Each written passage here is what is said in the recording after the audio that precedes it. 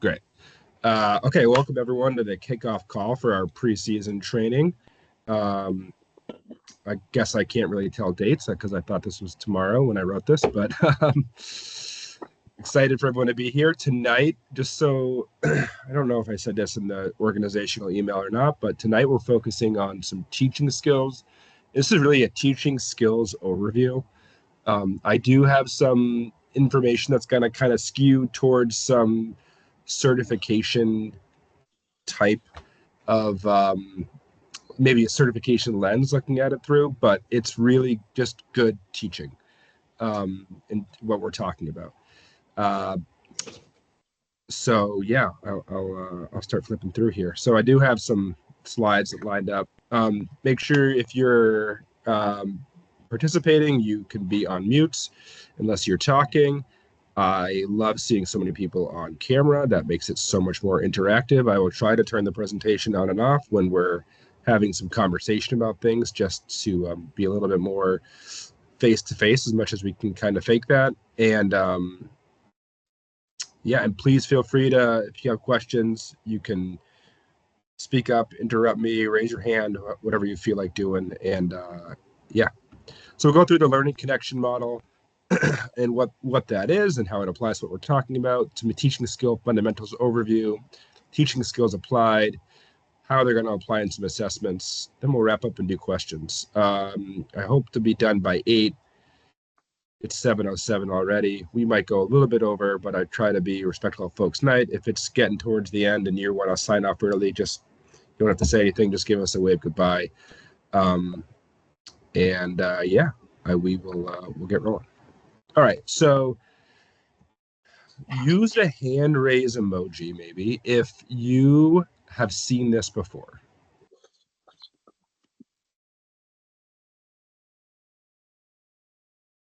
It's 8 people. Okay, half. Pretty good. 9. All right. So this is what's called the learning connection model. For those of you who have never seen this before, this is the foundation of how PSIA is building, PSIA AASI is building curriculum. So in the middle, we have the student, right? And the student is, we talk so much about what the instructor is doing. And I think we need to remind ourselves that this is based on the student. Everything we're talking about is student centered. And so when we talk, especially tonight, anything in the realm of teaching is really based on what the student needs. It's really important to remember that. So our us as the instructor represents these kind of 3 red triangles, and we have our teaching skills, which we're focusing on tonight. There's people skills and there's technical skills, and we'll go into what each of those 3 zones are. And then those 3 pools of knowledge are going to affect our decisions in our behavior as the instructor. So kind of that outer ring of the learning connection model. And if you start to talk to some of the people who are really entrenched in PSIA, AASI, they start to apply this to really a lot of different scenarios of, not just teaching sports, but I do think it applies very well to teaching sports, but they apply it to management and apply it to anything in life, right? And I think that sometimes it's a bit of a stretch, but I do think this is a really nice framework for how we teach skiing and snowboarding. Oops, I have to click, no, arrows. Ooh, I got some fancy animation. Okay, so when we think about technical skills, we're talking about the 5 alpine skiing fundamentals, or 2 guns, correct me if I'm wrong, but I think it's 6 snowboard fundamentals or board performances. Nordic and Telemark have their own technical fundamentals. So it's how we do our sport, but then how we talk about it, like technical jargon, instructor to instructor, that MA type conversation. So we want to be able to convey accurate technical information to one another, and we want to observe what a student is doing, evaluate their performance, and prescribe changes. So that's technical skills in a nutshell. Each, and just to be clear, like maybe I said this earlier, but each one of these bullet points could be easily its own hour or more. And we're doing kind of this 30,000 foot view of just this middle column of teaching skills. We're not going to go super in depth into what these are because the next slide does that. But then there's the people skills. And I have a pretty handy shorthand for people skills that if it works for you, great. And if it doesn't, you don't have to remember it. But it's trust, right? That first bullet point, developing trust. Communication, I think of as us, so me and you communicating. Then managing my emotions and managing your emotions, right? So trust, us, me, you is how I shorthand people skills in my brain. And it reminds me like, yes, I need to build trust. Yes, I need to have effective two-way communication. I need to manage my emotions as the instructor or facilitator, and I need to manage your emotions, whether that's fear or overexcitement or whatever else it may be. That's just my super brief talk about people skills, but we're going to talk a little bit more about specifically the teaching skills. All right, so we're going to really dive into what these things are and then how they apply to the certification scorecard. And I took snippets of the certification scorecard for the end of the presentation. So if you're taking notes and then I'm going to say, hey, what fundamental are they talking about here? It's going to be really obvious, but trying to show you how this theory connects to what we actually do on snow, connects to what evaluators are saying is effective or ineffective teaching, right? So creating an environment that promotes exploration, experimentation, and play. Oops, I just see two people waiting in the room. Oh, no, I don't. Great. Promotes exploration, experimentation, and play. Collaborate on short and long-term goals, short-term objectives and long-term goals. Facilitate the learner's ability to recognize, reflect, and assess on learning experiences and sensations. Manage terrain selection, pacing, information, and activities.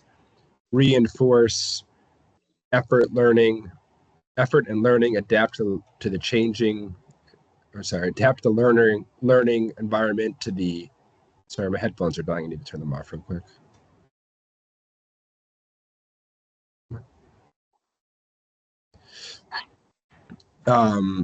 Sorry, excuse me. Reinforce effort and learning and adapt to the learning environment to accommodate the changing needs of the learner. We're going to put maybe a little asterisk next to that one. That's commonly mistaken or commonly fouled, I should say. And then manage emotional and physical risk within the learning environment. So before we go too deep into what the fundamentals are and how we apply them, I want to talk first about we're learning sport, right? We're learning teaching, or I should say we're teaching movements. So this idea of motor skill acquisition is kind of a fancy kinesthetic term for what we're doing. But this idea of here we go, someone's joining. So this idea of motor skill acquisition is what we really do, and it's I'm gonna go ahead and mute our new people. Great. So if anyone's ever seen this before, this is called the Fitz-Posner model for motor skill acquisition. It's really common amongst, personal trainers use it. U.S. hockey uses it. Lots of different sport instructions use it. And it's how, if you've ever heard the term muscle memory, right? It's like how you build this idea of muscle memory. And muscle memory is a bit of a fallacy. Like our nerves don't actually remember things, but the more we use those repetitive nerve pathways, the better our body gets at moving that way. And so this is the three phases of motor skill development: cognitive, associative, and autonomous. I'm not going to read these blurbs to you. I'm hoping you're able to read and listen a little bit while I talk at you. But this is what we do as instructors, right? You think about that first-time student that walks out onto snow. They don't know how to carry their skis. They don't know how to make a pizza. They don't know how to get their skis on. It's all completely foreign to them, right? They've never had ski boots on where they can't move their ankle and it's totally locked, right? It's this super awkward thing. if they're snowboarding, you click both feet in for the first time and they try to walk immediately, right? Like it's really awkward. They're in that cognitive phase. They're in that phase where it takes a lot of active thought to do something, right? You ask somebody to turn their toes in for the first time and they have to really think about like, oh, okay, I don't usually point my toes towards each other. How do I do that, right? And they start to, and we actually have activities as instructors, as you all know, that's like, hey, let's learn how to turn our feet in together. That's because they're in the cognitive phase. Then you think about maybe your average green skier that shows up to a lesson. They know how to do it, but there's that level of thought that still goes into it, right? It's not natural form. It's not second nature. It's like, okay, how do I do this again? Oh, right. Okay. I put my toes towards each other. Then you have somebody who's autonomous, like any of us going out and doing some wedge turns, right? We get out there and turn our toes in, turn our heels out, and we're ready to rock. And that autonomous, not having to think about it, has anyone ever watched The Game of Nar, the ski movie?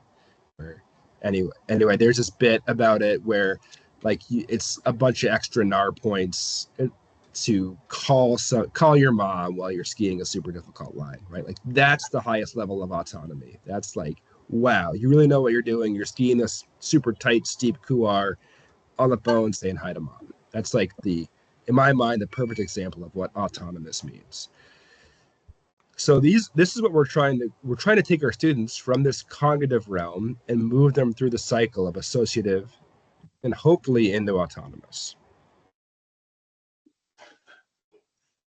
So before we dive into, again, the teaching fundamentals, some of this stuff is sort of talked about here and there a little bit, but I just want to call out some things, some teaching strategies, right?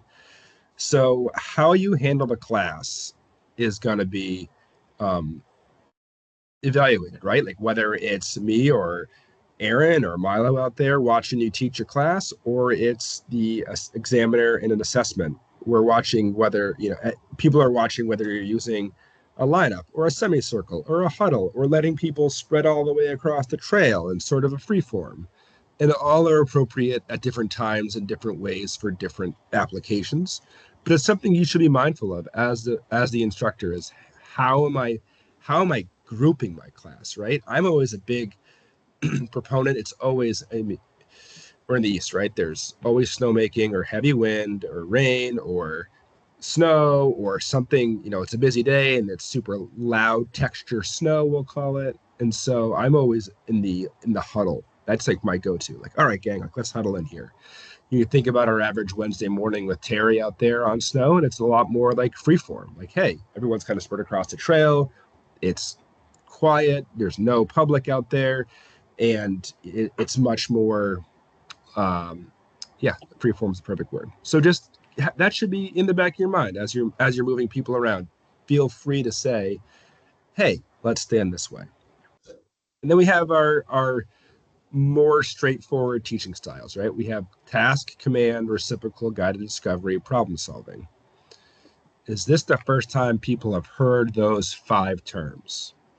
Anybody? Oh, I see a lot of shaking heads, which is great.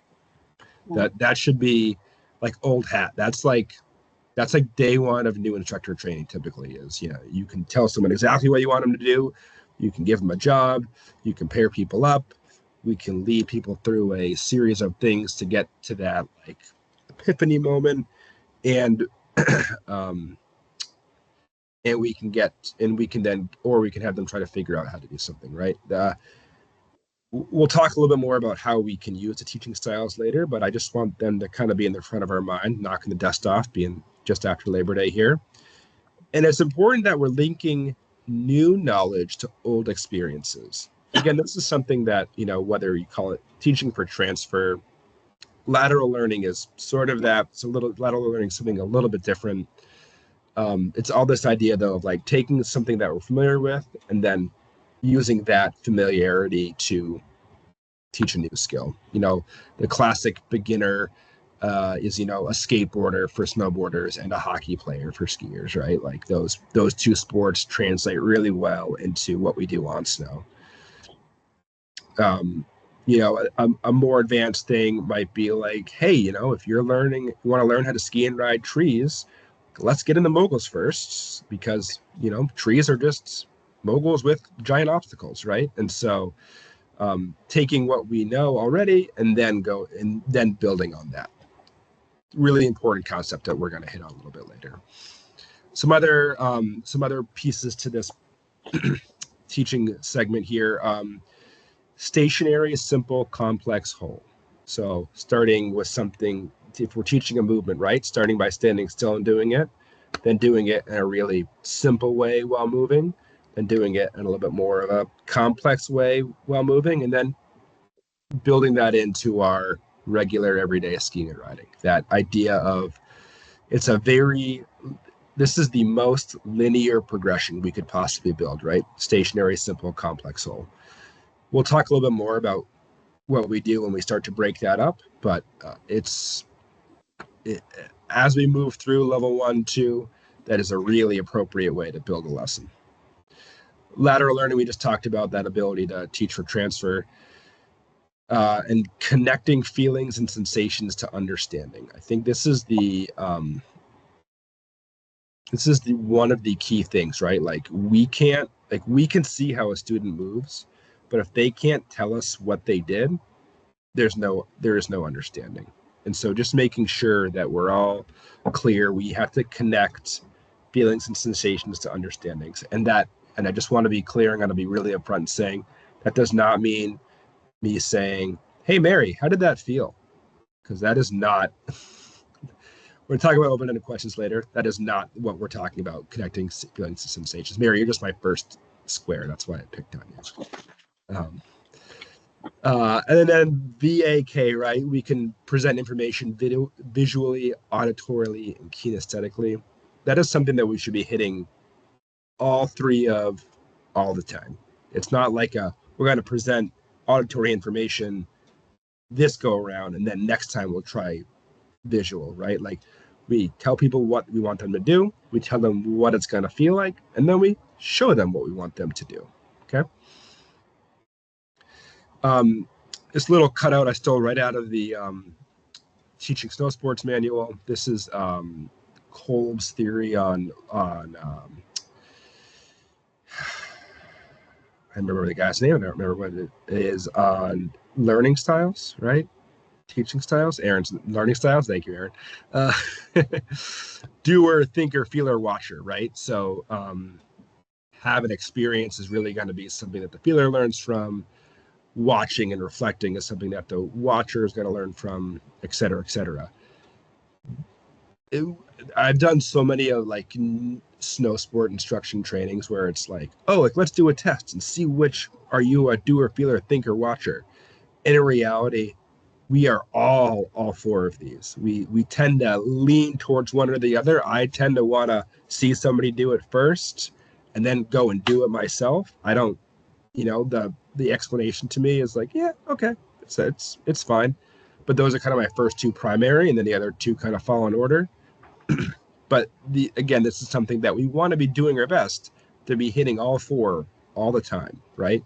And I have this right next to VAK because there's a lot of overlap there. They're really tightly related. Okay. So one thing that I think, whether we're talking about, again, I'm going to talk a little bit about teaching in a certification setting because that was kind of the preface of this training. But if you hear me say something about certification and you're like, I'm not really like going for certification, I'm just here to like tune up my teaching or my season, just think about a regular old lesson, right? But I think that one thing that I see in a lot of lessons and a lot of certification prep for people or certification attempts for people is they don't really have a clear goal, right? Like they take the group, take 5 of you all skiing, and I say, great, like we're going to go skiing and work in our skiing. And then we go out and ski for an hour or 2 hours or half a day or however long. And it's like, great, what do we do all day? Like, oh, well, we work in our skiing.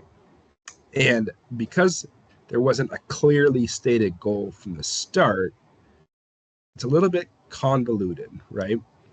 So we'll talk about where goal setting happens in the in the process, but I want to highlight this because it's incredibly important, right?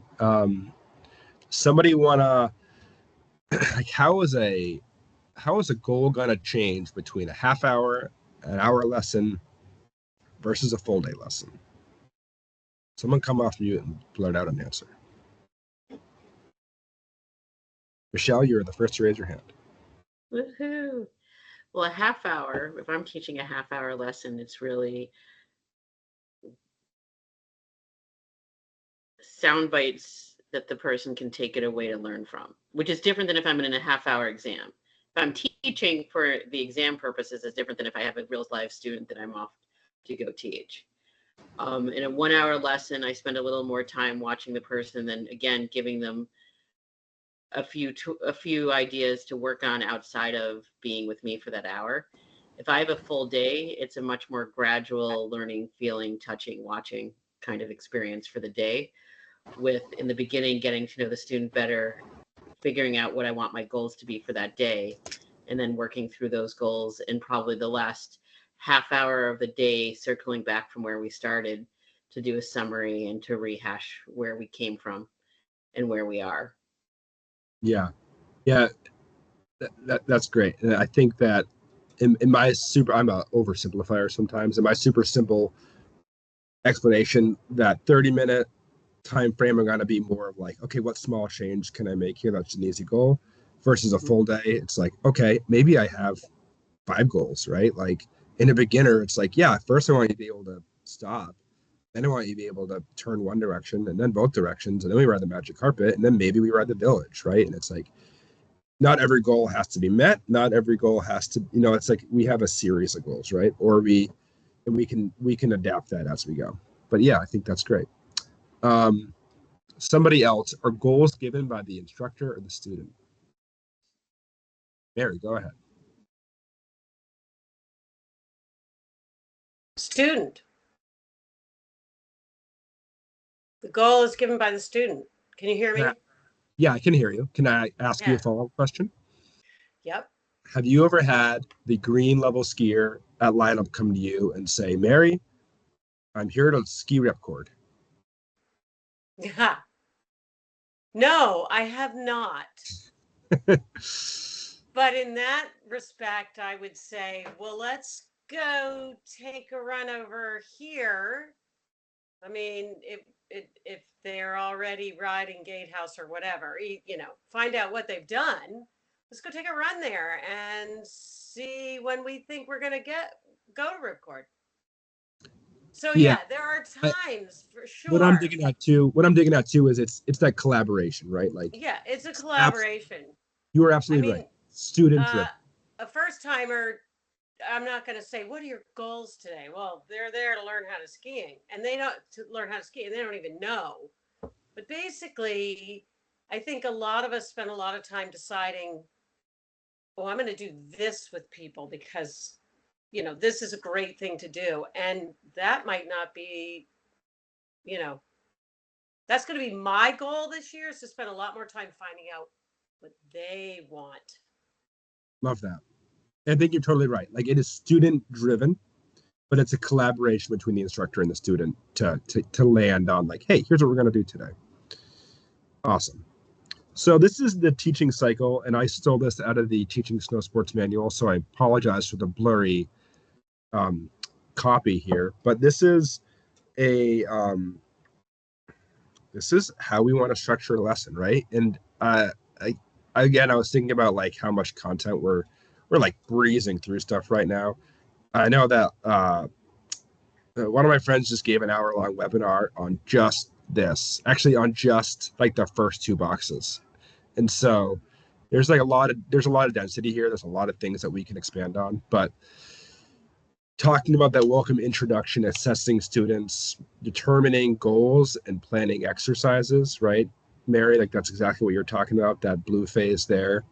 Moving into creating experiences for learning and into guided practice. And then if you have more time, you go right back through the cycle, right? And you continue on this little cycle, a little inner wheel until you run out of time, and then you review and preview. It's important to remember if you're in the schoolhouse teaching all day kids lesson, you might get through this wheel, once in the morning or twice in the morning or 4 or 5 times throughout the day. You might, if you're teaching first timers up in the farmhouse, you might get through this cycle like 7 or 8 times through the beginner progression. If you're in an assessment and teaching for certification, you probably get through this one time, right? But it's still the same cycle. And I hear a lot of people be like, certification's so different from real world teaching because they only get to see me for 30 minutes. But if you're structuring your lessons correctly, whether it's 30 minutes or 3 hours or the whole day, it's the same thing. It's just going around this little cycle again and again and again and again and again and again, right? So we're running on the hamster wheel like the whole time. So we're going to go through these steps a little bit more. I think the introduction, I think this is something that people who tend to want to be snow sports instructors are really natural at. We're good at talking to people. We're good at introducing ourselves. Most of us have pretty natural people skills. And if we don't, we find out really quick. Hey, pick your goggles up, make sure your jacket's zipped, all those kind of professional look things. Introduce yourself, shake people's hands, get on a kid's level, all these kinds of things, right? And then we move that introduction, and then we move right into assessing students. And assessing students, there's a lot of ways we can assess students.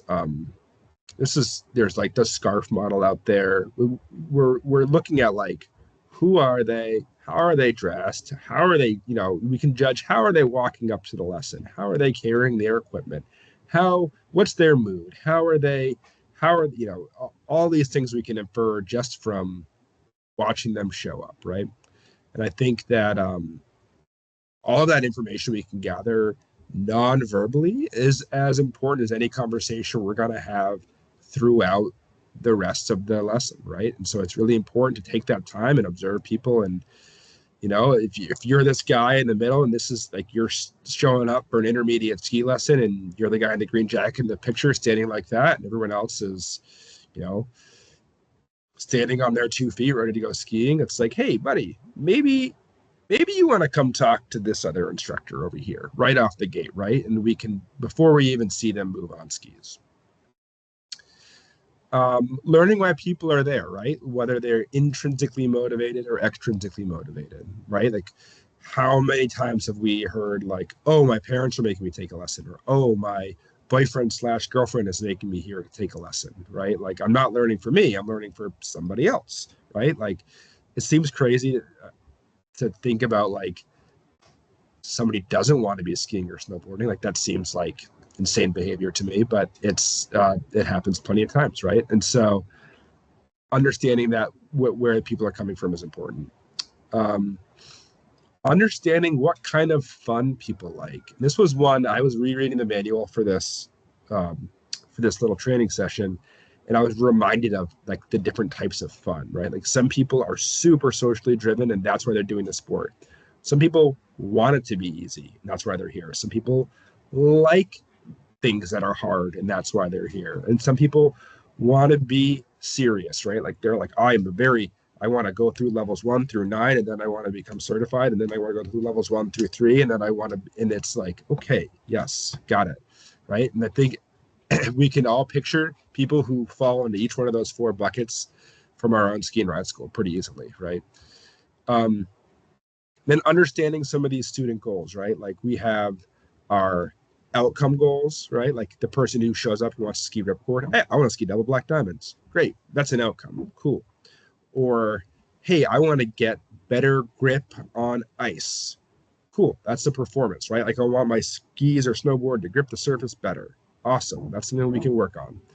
Or process, right? Like, oh, I want to, I want to, I don't know, be a process one. I want to be more, I want to be less tired at the end of the day, right? Like, be more efficient. Cool. Like, that's going to help through the process, and each one of those is, largest to smallest in terms of what our goals are. So maybe when you take people out, if you're in a level 3 teach exam and you take assessments, and you take people out skiing, you're likely looking at process goals. How do I help these people along in the process? How do I help fine tune these small skills that they already have? You're not going to be doing this gigantic leap forward in 30 minutes with skiers who have been skiing for typically decades, right? And so even in a level 2 assessment teach, it's probably going to be smaller bites, right? And that's okay. You have 30 minutes. You're not expected to actually change what the group is. Part of the one of the questions that examiners are asked is, did learning occur, or given more time, would learning occur, right? So you have 30 minutes. You're not expected to teach everybody everything, but you are expected to be on the right track, right? So that's steps 1 and 2 of our teaching cycle here. Moving into step 3, determining goals, planning experiences. This is right exactly what Mary was talking about, right? Goal setting, having a clear goal statement for your lesson. If you're in an assessment, I'm going to take 30 minutes and I'm going to work on rotary skills with Nancy, right? And we're going to work on upper lower body separation. And I pick on Nancy because that's not something she needs to work on. So I'm going to work on turning our feet separate of our upper body, right? Or I'm going to work on twisting my board through the initiation to have better edge engagement at the top of the turn. These are things that really clear. You should have one skill and maybe one primary skill or fundamental, maybe a secondary in one phase of the turn that you're really focused on. You should be able to kind of expand the view from there, but that's where you should be starting. Really clear goal. I copied my point from there, and then you're going to plan exercises, right? You're going to talk about what activities you can do that links to people's goal. What type of fun are you going to be having? What type of fundamental are you focusing on? What type of teaching skill are you going to use? How many steps are you taking to get there? Is it a static, simple, complex free ski? Or are you going maybe breaking that down into each thing is 2 steps? Or are you going to skip one? And then how your students process information. Excuse me. There is a huge advantage in not teaching first because in any assessment situation, because you get to learn something about the other students. You get to watch them learn and watch them process. And you get to watch them ski that much more or snowboard. And so it's important if you don't, unless you're like the person who's like, and frequently this is me, unless you're the person that's like, I really want to go first and be done, there's a lot of advantage in not going first. Step 4, creating experiences for learning. So this is doing the thing. This is the drill or the game or the task or the whatever, right? This is making the wedge. This is doing the C-turn. Some key characteristics of effective learning: collaboration. We talked about linking new information to known experience, connection of understandings to feelings and sensation. There's that, like, hey, do you feel your board edge grabbing the snow as you come around in that C-turn? Do you feel that grip that's happening, or do you feel like it's just sliding around, right? Like fishing for, hey, this is what I want to have happen. Do you feel it, or are you just kind of winging it? Some structured reflection. So asking open-ended questions. And how did that feel isn't the best open-ended question. I think it's really open and like it's not specific enough. But saying, hey, Bruce, what did you feel in your ankles when you tipped your skis, right? Being a little bit more specific, but letting him, it's not a yes or no question. It's not, did you feel your edges grip the snow? It's, what did you feel at this point in time when you did that? I think when people ask open-ended questions, there's that assumption of understanding. And whether you're working with real students or in an assessment, I think in general, questions are too open-ended, and we want to narrow down. It's like a medium open question, right? It's not wide open. It's not a closed question, but it's that you're trying to push them in a direction of what we want to talk about. That structured reflection is really important. That's what's going to solidify their movement with their mental understanding. That's how people are able to learn rapidly, is oh, wow.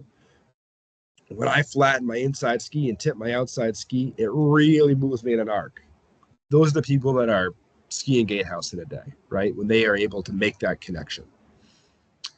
So use of teaching strategies. It's really important. We talked about these in the beginning. We want to see, and I'll talk a little bit more about this as we kind of get through the cycle. We want to see a blend of teaching strategies.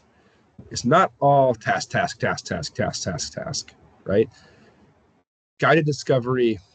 Yeah, I've heard the jokes guided mystery more times than I can count because people try to go on a guided discovery journey and it's difficult. It's hard. It's hard not to let the audience know where you're going and be effective, right? It's hard to have a goal and not share it with everybody. Guided discovery can be tough, but certainly using reciprocal with some task and some command and some problem solving as you're able to layer these different activities, you can layer in these different teaching styles. If you think about just a really simple progression of static, simple, complex, free ride, static loans itself really well to a command. Okay, put your foot in the snow, twist your heel and your toes, right? Okay, great. Now let's put our skis on and do the same thing. And so we've already moved from task to command, right? And I think that those types of progressive teaching styles are going to show a lot of mastery in your teaching skill. Understanding motor skill acquisition. This is why we started with it at the top of the presentation. Someone's got to, you're going to see a change in posture, in movement when somebody goes from that cognitive to that associative phase and from that associative to autonomous phase. And so understanding that and watching for those cues is really helpful as the instructor. And then how are you changing your plan as you go? So, this is a really important thing, whether it's Saturday and it's more crowded than you planned, or it is for, end of the day and it's firmer out than it was in the morning lesson. There's all sorts of things that are, you're on assessment and, oh man, this trail's a lot steeper than I thought it was going to be, or, oh, well, it's a lot flatter than I thought it was going to be. Both things have happened to me. Those changes need to happen pretty seamlessly. Not just those changes, as the learner learned, right? If they're learning really fast, you have to then say, okay, what else are we going to do next? If they're taking a little bit longer, great. How can I break this down into smaller pieces and to help them get it? I think all these different variables are part of the how am I changing as I go. Step 5, guided practice. So again, we talk about that structured reflection. That's part of that active teaching phase, and part of that guided practice phase is connecting movement and sensation to verbal understanding, to verbal understanding. Giving feedback is something that is really important to every student all the time. Giving feedback is literally how we're going to get to how we teach, right? This is like the most important thing we can do. Being descriptive, positive, specific, relevant, and solicited and well-timed, right? So if somebody catches a toe edge and slams on their chin, is that the best time to give them feedback? Probably not. And if you're a skier and you've never gone snowboarding before, it is not a good time. There is a time to talk about it after they brush themselves off and maybe they calm themselves down. And if it's a little kid, maybe after they stop crying.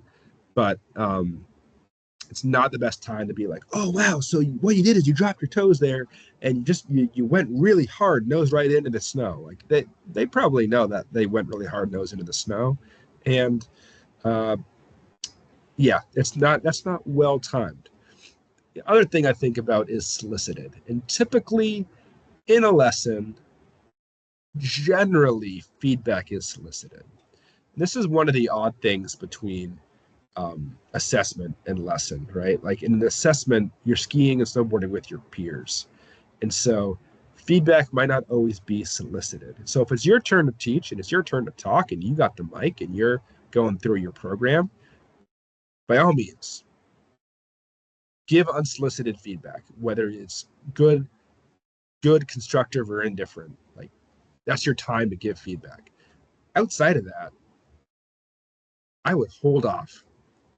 And I think that I think back to some Wednesday clinics, and there is sometimes some unsolicited feedback happening, and it rubs people the wrong way, right? Like, it stinks when you are thinking about something else and then somebody else comes over here and is like, hey, Joey, are you thinking about shortening your inside leg? Like, no, please don't say that. I'm thinking about something totally different right now. And so you never know when you're going to screw up somebody's mojo. It's always polite to say, hey, Joey, I got some feedback. Are you interested in hearing it? And be fully prepared to say, for somebody to say, no, I don't want to hear it right now. And that's okay.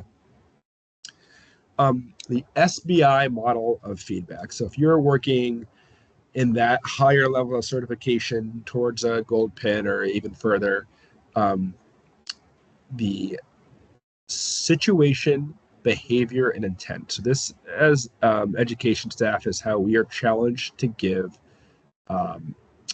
skiing and snowboarding feedback. And Two Guns, you can feel free to chime in on the SBI model if it's being used in the snowboard realm or not. But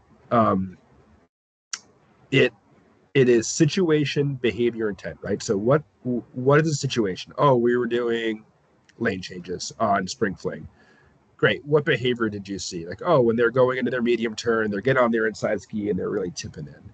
Right. And then what's the intent there? Oh, we actually want to be creating angles as we come across the hill the whole way.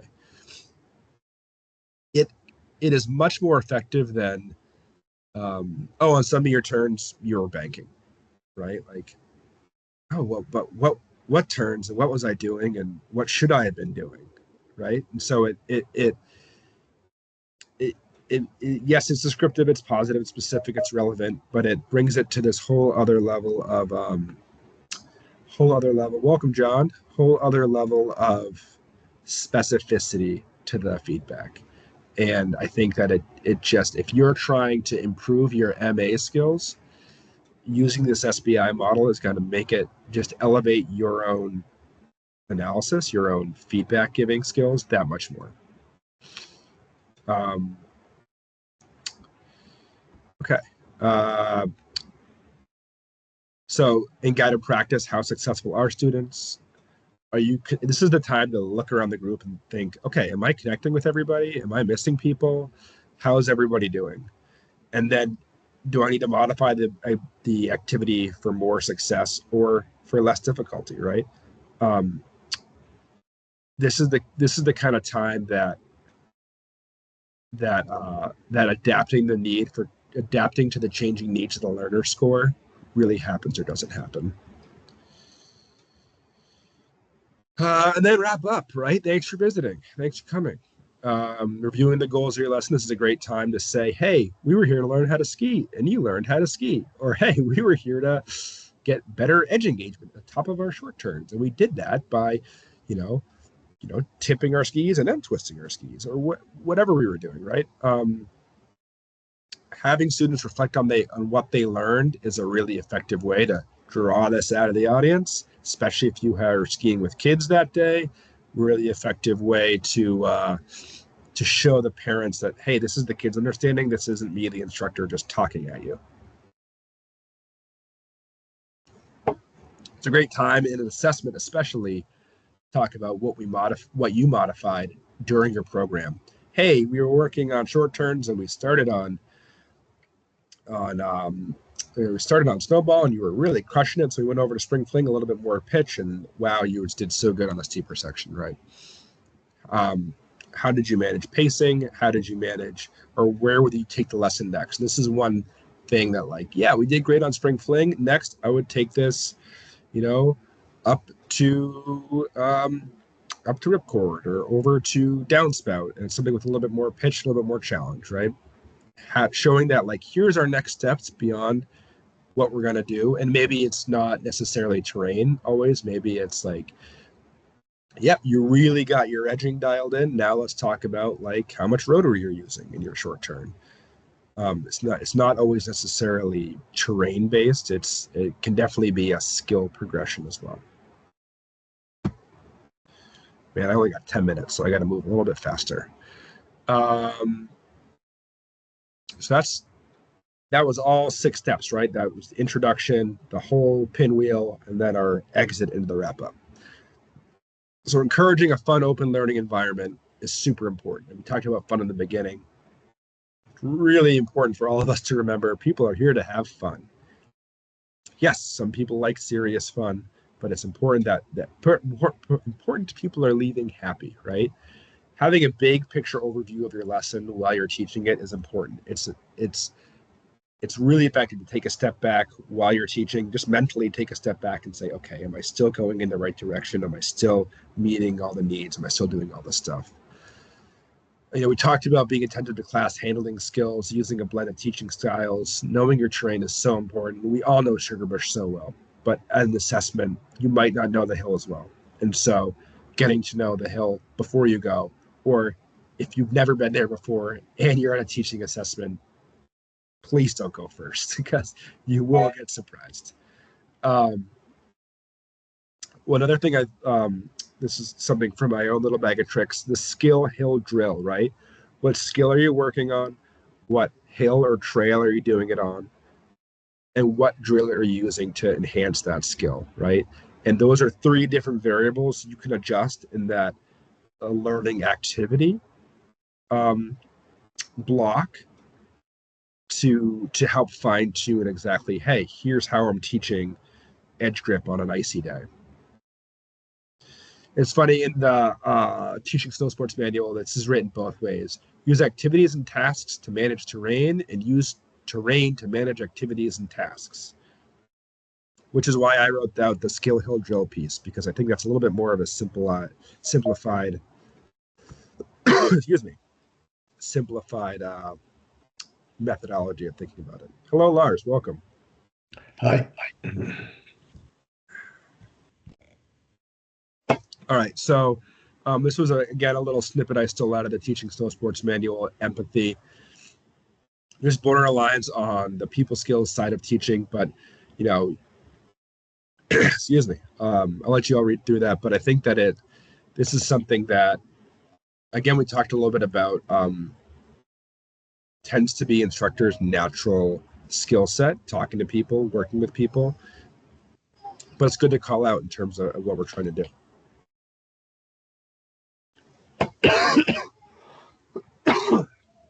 Excuse me. All right. Give me 1 second.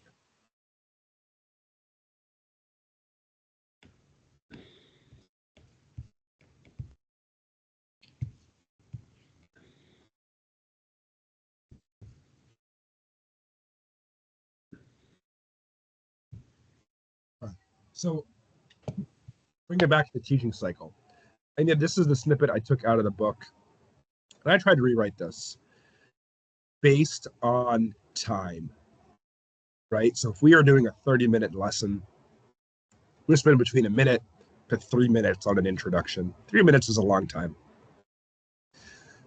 During our introduction, we should already be assessing our students, but then reassessing our students as we go. But excuse me, assessing our students should only take, again, 1 minute, 2 minutes. Goals and plan, 1 minute, 2 minutes. So these top 3 here, we're talking about a total.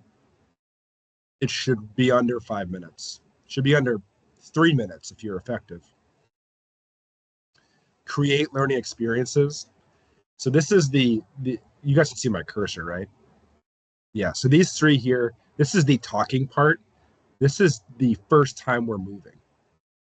So as an assessor, I start a stopwatch for every candidate that starts teaching, and I look at from when they started talking to when we start moving, right? If that time, level 1 teach, it's really short. Level 1 teach is like 15 minutes. And if you spend 5 minutes talking, I will give you a retry, because that is, you've just spent the equivalent of 2 hours talking in an all-day lesson.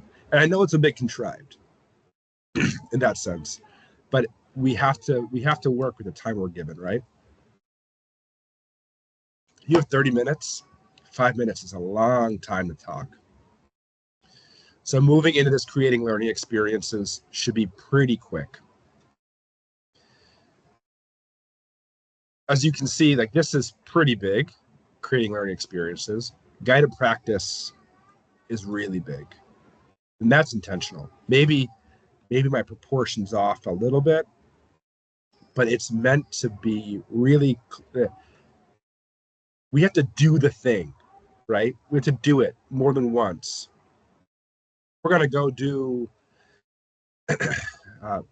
anything. If we're going to go practice dolphin turns, right? Or leapers, yeah, we should probably do some sort of standing jump turn. And then we should maybe do it at a slow speed. And we're giving feedback through each phase. But as we move into the more complex realm, we have to practice it. Like, if you're on Super Bravo, you have to practice it for a whole run. If you're on Gatehouse for a level 2 assessment, you want to use the whole run, right? Typically, you don't have time to ride the chairlift at an assessment, but that's how much time it's going to take for a student to start to learn this. Now, here's where we get into that common misconception of assessment versus real teaching. Assessment in this is very literal. You should be doing these tasks, these drills with your students for a whole run. You should not be talking for more than 5 minutes with your students. You should be moving right into, hey, bam, I'm Joey, you're here to ski. Let's go. And moving into creating learning experiences as quickly as time allows. There's, a first summer class is tough. You got boots to buckle. You got equipment to learn about. You got all these procedural things you got to do. But really, those are part of the learning experience, right? And if you have a group of Blazers, boom, hey kids, high five, great to see you this week. Let's go. Moving right into whatever you're doing that week. And then, that guided practice is the majority of time. That wrap up, again, a couple of minutes, whether that's an assessment or in a real lesson. The wrap up can be reasonably short. You are skiing with kids all day, especially in the schoolhouse, especially over a holiday period where parents maybe are like the one lesson a year folks who come for Christmas. Yeah, giving them a little bit of extra wrap up might help. But in reality, we want to spend the most time practicing. That's where, again, like back to this idea of Fitz and Posner. Ooh, hang on, my next slide. I jumped ahead. Back to this idea of Fitz and Posner. Students show up cognitive to a skill typically. Time varies depending on how much teaching for transfer they have, but typically it takes about 20 hours to become associative in a skill. It takes about 10,000 hours of practice to become autonomous. And I did a little bit of research. That 10,000 hour number, I've heard it a lot of times. I've heard 10,000 times. I've heard 10,000 hours. I've heard a lot of different things. 10,000 hours is fairly accurate. And I've heard it in sport. I've heard it in music. I've heard it in academia and some other public speaking things. I've heard it in a lot of different applications that I was just in my quick 10 minutes of research was finding. Being autonomous takes a long time. And that's where students think they should be from just taking a 3-hour private lesson with you. So giving them time to practice, although so many of us think, oh, they're paying to hear me talk. That's not it. They're paying to learn. And the best way for them to learn is through guided practice, right? So, what are some factors that are going to affect motor skill development time? Certainly those things that, a hockey player shows up, they're going to be pretty associative on skis pretty fast because they have so much teaching for transfer to go. A rip sticker on a snowboard, man, they learn how to snowboard like intermediate terrain in a day or less, in an hour sometimes. It's incredible. There's going to be things that apply, right? And that's why we want to lean on those lateral learning opportunities, those teaching for transfer opportunities. Drawing that stuff out of the group is really important. If you're going in blind and being like, I have no idea what Mitch does in his free time, but I'm going to teach him how to do this new thing. Like, that's going to be harder than having an idea about who he is. And if he rides a bike, having a long leg, short leg understanding is going to be a lot easier than trying to just go about it blindly. Okay. The last thing I want to talk about here really quick before we go into the scorecard stuff is Bloom's taxonomy. So we talked a lot about Fitz and Posner's motor skill development. Bloom's taxonomy is the understanding of information. This is like cognitive learning, right? So Fitz and Posner is physical learning, motor skill development. Bloom's taxonomy is cognitive learning. And I talked a little bit about that idea of static, simple, complex free ski. And a perfect example is like, let's take a level 3 candidate, right, that I skied with last season. They were doing a practice teach, and they said, yeah, I want to work on pivot slips. Okay, they go, let's go out here, let's do some pivot slips to start, right? And they started with pivot slips. And went out there and we did a couple. And then they stopped the group and said, okay, what I'm seeing is some really high edge angles. And so they did this static where they had us practice flattening our skis, and they brought us back into a pivot slip, and we were moving a little bit faster doing it, and then we brought it into a short turn, right? So they took the progression and they reordered it based on the needs of the group. And that is starting to get into that create realm, or maybe that ability to, they used to call it create synthesize, and I like that terminology better because they're synonyms, but being able to synthesize a new progression or a new order, it's a little bit more visual for my brain of like, hey, I'm going to come out with I'm going to take this old drill that we've done 100 times, this old, like, hey, let's lift up our inside ski and go across the hill with Terry on Wednesday morning. And I'm going to take it and I'm going to do something else with it, right? And being able to take it and twist it and come out with something new. That shows true understanding. And I've seen a few different things like remember and understand is kind of that level 1 realm. Apply and analyze is that kind of level 2 realm. Evaluate and create is where that level 3 realm is supposed to be. I've also seen that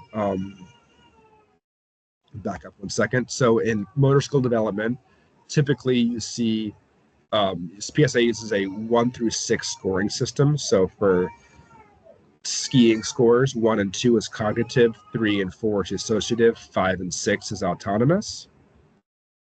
And in teaching scores, 1 and 2 is remember, understand, 3 and 4 is apply and analyze, 5 and 6 is evaluate, create, right? And so if you're unfamiliar with Bloom's taxonomy and you're working towards higher levels of certification, do a little bit of research because it is,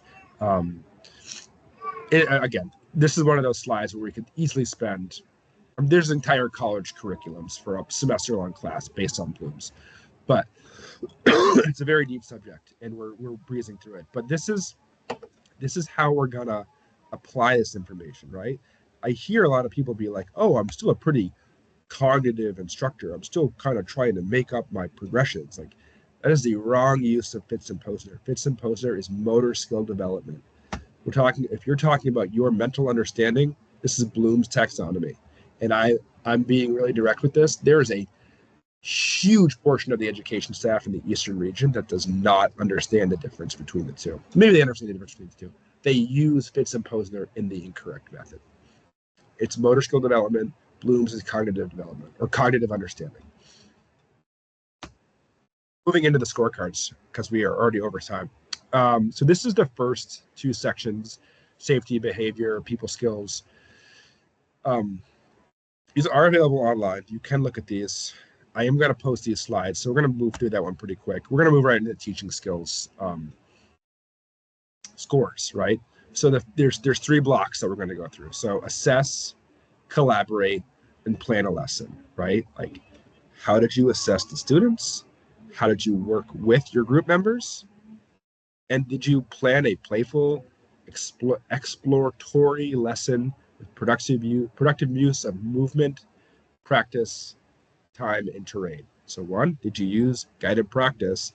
2, did you use all the terrain Did you use the right skill for the hill, for the drill?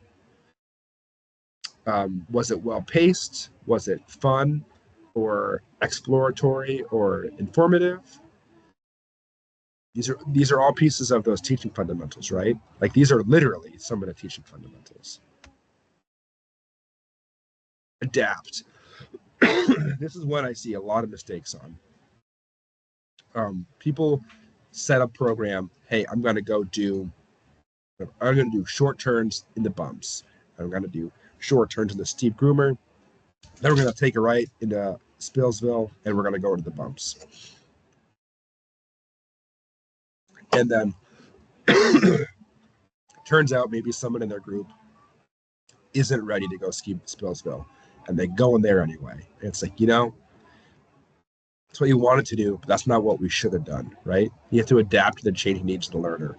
Maybe yesterday you were in there and it was great, and then but it was 45 degrees yesterday and it's 10 degrees today. Like the surface of the tabletop here. Excuse me. You have to be able to make these changes.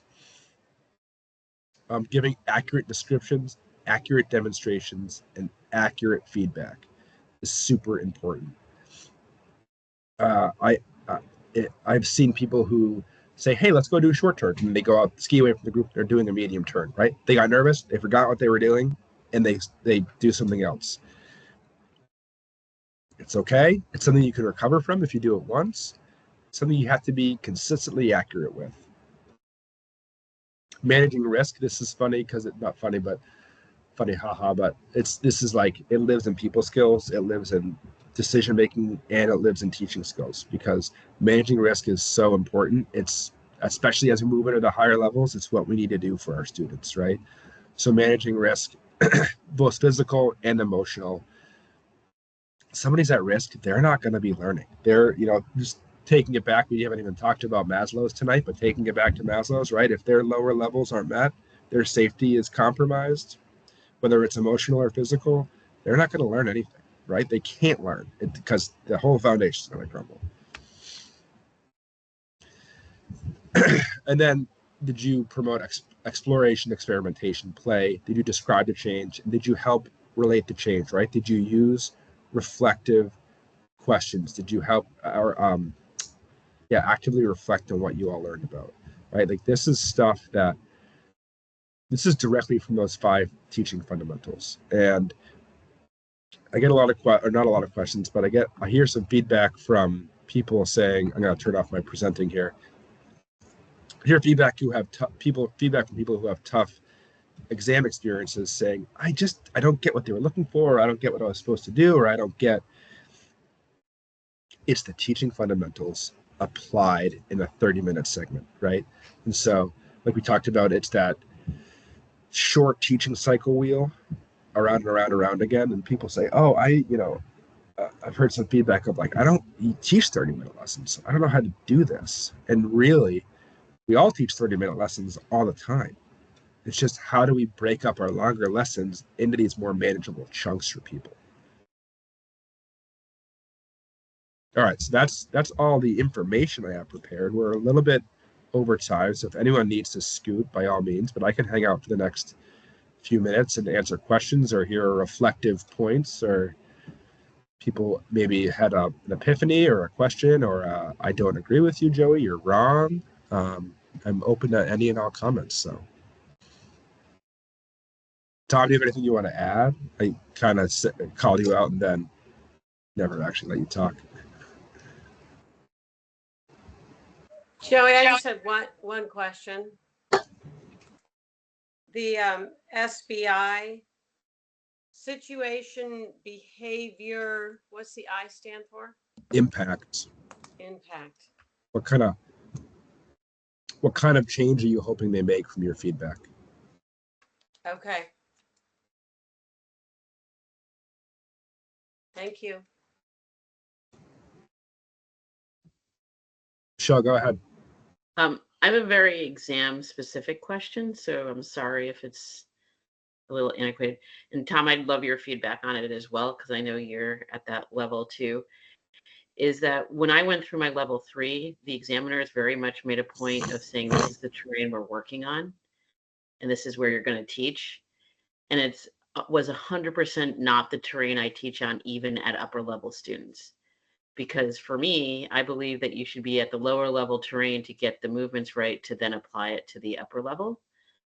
So how would you deal with that within the exam scenario? Or do I just have to say, okay, I need to sort of, I'm at Stowe and I'm going to be skiing the front 4 and I have no choice, and that's where I'm teaching?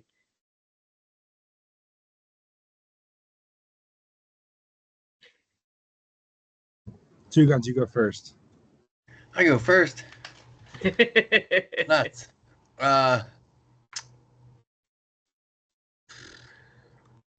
Yeah, it's kind of one of those things you have to deal with it. I know I definitely have ended up in that situation on my own, especially out last April. But you can break everything down into bite-sized pieces. As long as you, if you go back to what Joey was saying, that skill drill hill piece, it's like, cool. Now I'm up a little bit higher. Usually we want an old task, new terrain, old task. So that's where we have to kind of build that bridge up a little bit more. But it's like, can you find something in the middle ground? We'll pick one of those front 4 for some example. Usually if you cut into something that's got a little flat pitch, and you might have to kind of take your orientation from down the fall line to across the fall line. And as long as it's safe, you can then, cutting it across, then you'll find a flatter-ish section. That's how I deal with that stuff. Usually rolling up to terrain, I'm like, oh, this is way too steep for that. I got to figure out how to ramp it down. But as long as you know your timing, and if you knew that hill or somebody in the front, it's like, hey, you could set it up to be a little bit more exploratory. You can kind of lob it out, would be a second idea of like, hey, you could give them that bigger picture. And if you could do a little MA, it's like, hey, I want to burn 100 yards here. Meet me down there, pick a good stopping point, and burn that 100 yards kind of close to the task that you need to teach. And then you can do all your MA and pull your stuff out instead of starting with all the chatting. I think that would be the other way I'd go about it.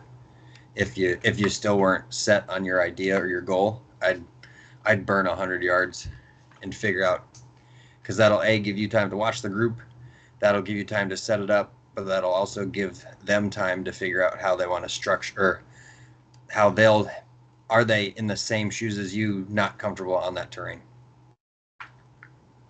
Yeah, that's all good advice. I think too, one thing, thinking about Stowe and that forerunner chair, it's steep at the top, it's flat at the bottom. So it's a perfect situation to do a reverse progression, right? Start with free skiing and go towards the simple end as you descend down the hill, right? And so I think that is one effective way to utilize that terrain. But I do know that at level 3 exams, there is a expectation you're going to be on black and double black terrain the entire time. It's level 7, 8, and 9. The assumption is the skill level has been acquired at lower terrain already. And that's something that no matter what resort you're at, if you're at Covington, you're going to go straight to the top of Superstar. If you're at Stowe, you're going to go straight to the top of Forerunner. If you're at Sugarbush, you're going to go straight to the top of Bravo and probably up again, up Heaven's Gate.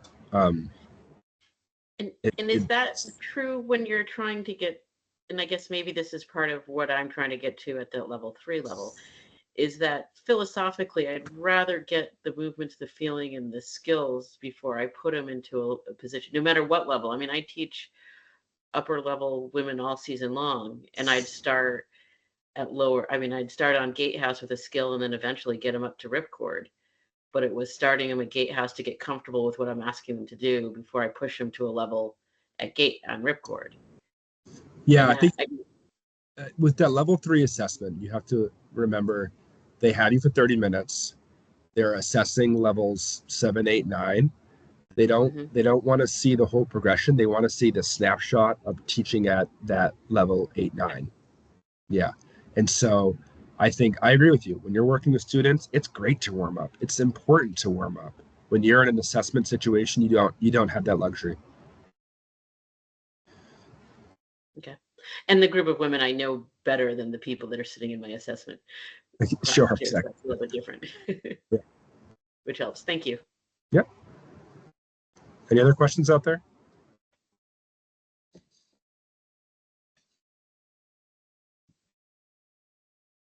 No, nothing.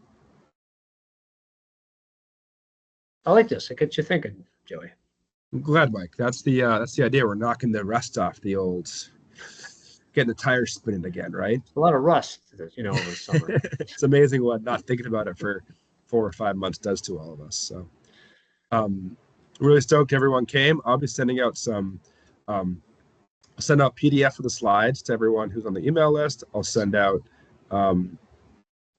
the recording link for anyone who maybe wasn't here and wants to watch the recording, and I'll send out more information about our next series.